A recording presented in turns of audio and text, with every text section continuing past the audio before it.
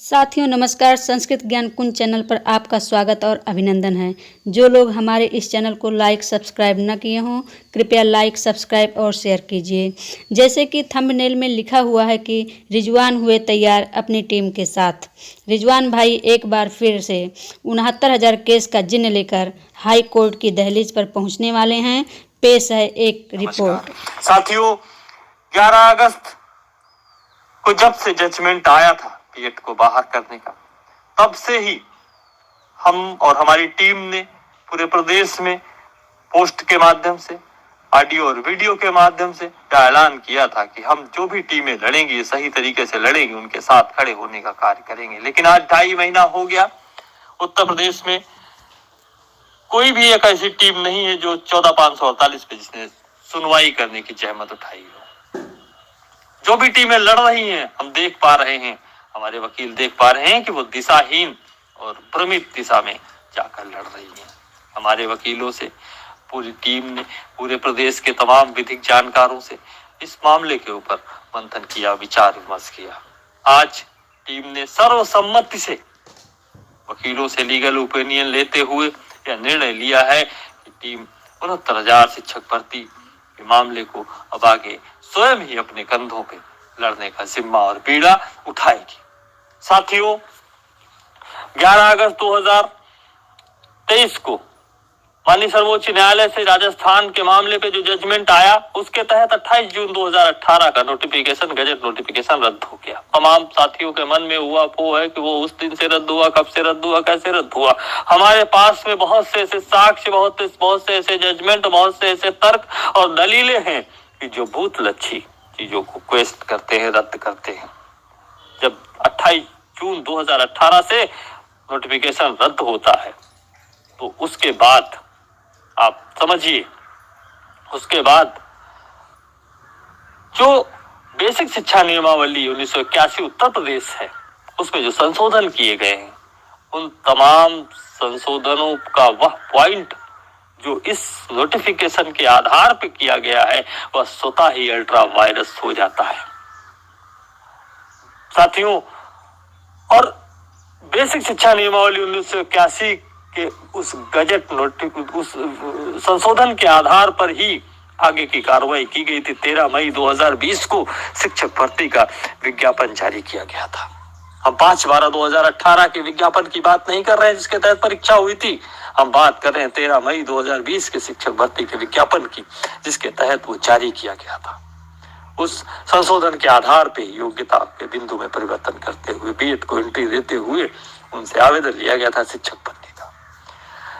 साथियों, जब बेसिक शिक्षा नियमावली का संशोधन अल्ट्रा वायरस हो जाता है, तब अपने आप ही 13 मई 2020 का वह शिक्षक भर्ती का जो विज्ञापन है, अपने आप ही वो रद्द माना जाएगा, अपने आप ही वो रद्द है, क्वेश्चन है। ऐसी दशा में हमें इन तमाम चीजों को माननीय सर्वोच्च न्यायालय और माननीय उच्च न्यायालय के समक्ष प्रेजेंट करना है, रखना है। एक रास्ता था माननीय सर्वोच्च न्यायालय के समक्ष जाने का। टीम ने तमाम अपने सुप्रीम कोर्ट के हमारे वकील हैं, जो पूरी विधिक टीम है, उनसे राय मशविरा और विचार विमर्श करने के बाद ये पाया कि यदि हम डायरेक्ट माननीय सर्वोच्च न्यायालय के समक्ष गए तो हमें वहां से मिलना तो कुछ नहीं है, बल्कि नुकसान की संभावनाएं और अधिक ज्यादा हैं। कुछ ऐसा भी हो सकता है वहां से जो हमारी तमाम जो उम्मीदें जगी हैं, उन तमाम उम्मीदों पे पानी फेर सकती है। टीम के वकीलों के द्वारा ये सलाह दी गई कि 14,548 जो आकाश पटेल की याचिका है, जो कि भर्ती से पूर्व ही माननीय सर्वोच्च न्यायालय में योजित है, चल रही है, पेंडिंग है, जिस पे सुनवाई नहीं हो पा रही है। साथियों, उस याचिका को जीवित करते हुए उस पे लड़ने का एक मशविरा, एक सलाह टीम के पैनल के द्वारा, वकीलों के पैनल के द्वारा दिया गया है, जिस पर हम एक याचिका, एक पिटीशन की ड्राफ्टिंग का कार्य कर रहे हैं। इस समय ड्राफ्टिंग चल रही है हमारी। वह याचिका 14,548 में जाकर टैग होगी और उसमें तमाम अन्य बिंदुओं को भी जोड़ा जाएगा। इन जो चीजें हैं, हम तमाम चीजें सोशल मीडिया पे, व्हाट्सएप पे और ऑडियो वीडियो के माध्यम से आपके समक्ष नहीं रख सकते, लेकिन तमाम ऐसी चीजों को, तमाम ऐसे जजमेंट्स को, तमाम ऐसे फैक्ट्स को हम माननीय उच्च न्यायालय के समक्ष रखने जा रहे हैं। जिसपे कि हमारा ये प्रयास रहेगा कि लगातार सुनवाई होकर मामले को विस्तारित किया जाए। आप ये जानते हैं कि टीम ने जब जब भी लड़ाई लड़ी, चाहे वो टेट 17 की हो, चाहे वो सीबीआई जांच की हो और चाहे 69 जांच शिक्षक भर्ती हो, कभी भी आपको सुनवाई के लिए नहीं तरसना पड़ा, आपको सुनवाई के लिए नहीं कहना पड़ा कि तारीखें लंबी लग गई या सुनवाई में डिले हुआ। लगातार और लगातार टीम ने सुनवाइयां करवाई और एक बार नहीं, जितने भी केसेस में टीम ने हाथ डाला, जितने भी केस टीम ने लड़े, उसमें लगातार सुनवाइयां हुई। इसके आप खुद प्रत्यक्षदर्शी हैं, आप खुद गवाह हैं इस बात के। इसलिए टीम का प्रयास रहेगा कि जल्द से जल्द मामले को निस्तारित किया जाए। टीम ये चाहती है, टीम की जो प्रेयर है वो यह होगी कि जब बेसिक शिक्षा नियमावली का जब संशोधन रद्द होता है और संशोधन जब अल्ट्रा वायरस होता है 28 जून 2018 के उसके जो नोटिफिकेशन के आधार पे, तो 13 मई 2020 का शिक्षक भर्ती का आवेदन स्वतः ही क्वेस्ट हो जाता है और उससे जो अवैध संख्या है, जो कि माननीय सर्वोच्च न्यायालय में हलफनामा देकर उत्तर प्रदेश सरकार ने बोला था कि इनकी संख्या ज्यादा संख्या होने की वजह से हमने इतना हाईली पासिंग मार्क लगाया था। और यह जो शिक्षक भर्ती परीक्षा थी, यह कोई ऐसी परीक्षा नहीं है जो भारत सरकार के मानकों में रोड़ा बन रही हो या भारत सरकार के जो निर्धारित मानक हैं उसके तहत हो, या उत्तर प्रदेश सरकार के तहत एक अतिरिक्त योग्यता लगाई गई है या कह सकते हैं कि थोपी गई है शिक्षा मित्रों को बाहर करने की नियत से। साथियों, हमारा ये कहना है कि जब बीएड बाहर हो जाता है तो जो संख्या बचती है 97,000 की वो संख्या थी, जो वो बाहर हो जाती है, जिसमें से लगभग 35 से 38,000 बीएड के लोग सेलेक्ट होके आज अध्यापक बने हैं, जिनका कि ब्रिज कोर्स भी नहीं हुआ है, जिन्हें 2 साल के अंदर ब्रिज कोर्स कर लेना चाहिए था और ब्रिज कोर्स की परमिशन भी नहीं ली गई है एनसीटी से, बीच कोर्स के लिए पत्र भी नहीं लिखा गया और एनसीटी को बताया तक नहीं गया है कि हमने बीएड के लोगों को यहाँ पे एंट्री की है। ये मैं बात बड़ी जिम्मेदारी के साथ बोल रहा हूँ कि एनसीटी को आज तक नहीं पता है कि उत्तर प्रदेश में बीएड के लोग भी आज शिक्षक बने हुए हैं और ब्रिज कोर्स को डिजाइन करने का जो भी अधिकारी है, जो भी अथॉरिटी है, वो एनसीटी है। एनसीटी के अतिरिक्त उत्तर प्रदेश सरकार मॉड्यूल या शेड्यूल उत्तर प्रदेश सरकार जारी करेगी, मॉड्यूल केंद्र सरकार की एनसीटी जो बॉडी है वो जारी करेगी। अब जब शिक्षक भर्ती का 13 मई 2020 का विज्ञापन रद्द होता है तो जो बीएड के लोग उसमें से बाहर करते हुए और आखिरी सीट 69,000 की अंतिम सीट तक मेरिट को डाउन करते हुए, कट ऑफ को डाउन करते हुए, पासिंग मार्क को डाउन करते हुए आखिरी सीट तक भरने की हमारी मांग होगी कि आखिरी सीट तक भर लिया जाए और भर्ती को पूर्ण कर लिया जाए, जिससे कि उत्तर प्रदेश के नन्हे मुन्ने लाखों और करोड़ों बच्चों को उच्च गुणवत्तापूर्ण शिक्षा मिल सके। ऐसी हमारी मांग माननीय सर्वोच्च न्यायालय के समक्ष होगी और ऐसा पहली बार नहीं हो रहा है। इससे पहले जितनी भी भर्तियां हुई हैं, चाहे 72,825 हो, चाहे अन्य जितनी भी भर्तियां हुई हो, उन तमाम भर्तियों में कट ऑफ को अंतिम सीट भरने का प्रयास करके बार बार डाउन किया गया, जिसकी आप भी जानते हैं, सरकार भी जानती है, केंद्र सरकार भी जानती है, सारे लोग जानते हैं उस बात को, जितने भी लोग हैं। तो हमारा यही कहना है कि आप कोई नया काम मत करिए। पूर्व की भर्तियों में जो आपने किया है कि आप अपनी सीटों को, जो विज्ञापित सीटें 69,000, उन सीटों में higher to low pass cut off को डाउन करते हुए अंतिम सीट भरने का प्रयास करिए, अंतिम सीट तक भर लीजिए। और इससे होगा क्या, इससे हमारे जो तमाम शिक्षा मित्र और बीटीसी साथी हैं, जो आज बाट जो रहे हैं नौकरी की, जो अपना जीवन दांव पे जिन्होंने लगा रखा है, जीवन में तमाम जो संघर्ष जो झेल रहे हैं, जिन्होंने आज अध्यापक होना चाहिए था और जिनकी जगह आज अवैध लोगों ने कब्जा करके रखा हुआ है प्राथमिक के अंदर, उन्हें उनका हक और अधिकार मिल जाएगा। उनके हक और अधिकार के संरक्षण के लिए टीम ने इस पूरे के पूरे मामले को स्वयं ही देखने और स्वयं ही लड़ने का निर्णय लिया है।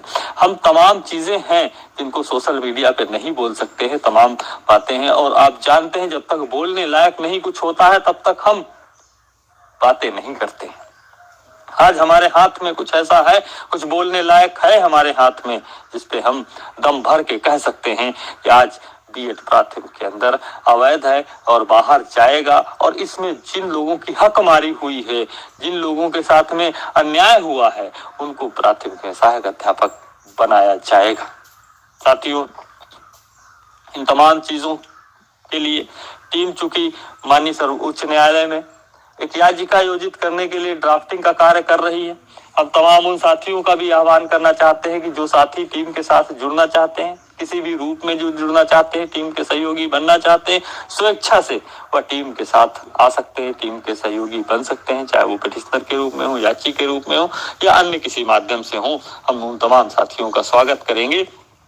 इसी क्रम में टीम के द्वारा उत्तर प्रदेश के समस्त जनपदों में मीटिंग का आयोजन किया गया है, जो कि इसी 22 तारीख को, 22 अक्टूबर को, रविवार को, संडे के दिन आयोजित की जाएगी। इस मीटिंग में आपके जनपद के जो टीम के कोऑर्डिनेटर हैं, वो आपको सारी और जो जानकारियां हैं वो डिटेल में दे देंगे। यदि कोई विशेष परिस्थिति बनेगी, विशेष जानकारी की जरूरत पड़ेगी, तो हम स्वयं ही ऑनलाइन माध्यम से या फिजिकली या किसी भी तरीके से आपके समक्ष मीटिंग में उपस्थित होने का प्रयास और प्रयत्न करेंगे। इसलिए हम आप तमाम साथियों से आह्वान करते हैं, जिन तमाम साथियों को टीम के ऊपर, टीम के कार्यों के ऊपर भरोसा और विश्वास, उन तमाम साथियों से हम आह्वान करते हैं कि आप अपने जनपद में जो मीटिंग आयोजित हो रही है, उस मीटिंग में प्रतिभाग करने का आप कष्ट करें और अपने जनपद के जो कोऑर्डिनेटर साथी हैं, जो सक्रिय जागरूक साथी हैं, उन साथियों से संपर्क करते हुए मीटिंग में प्रतिभाग करके टीम के सहयोगी के रूप में टीम के साथ कंधे से कंधा मिलाकर टीम के साथ खड़े होने का जज्बा दिखाते हुए हमें प्रोत्साहित कर सकते हैं, हमारा मनोबल बढ़ा सकते हैं, जिससे कि हम अपने कार्यों में और अधिक गुणवत्ता ला सकें। आपका संबल ही हमारे लिए सबसे ज्यादा एनर्जी देता है। आपका संबल, आपके द्वारा किया गया मनोबल से ही हम दिन और रात मेहनत करते रहते हैं। तो हमें सबसे ज्यादा अगर किसी चीज की जरूरत है तो आपके मनोबल और आपके संबल की जरूरत है।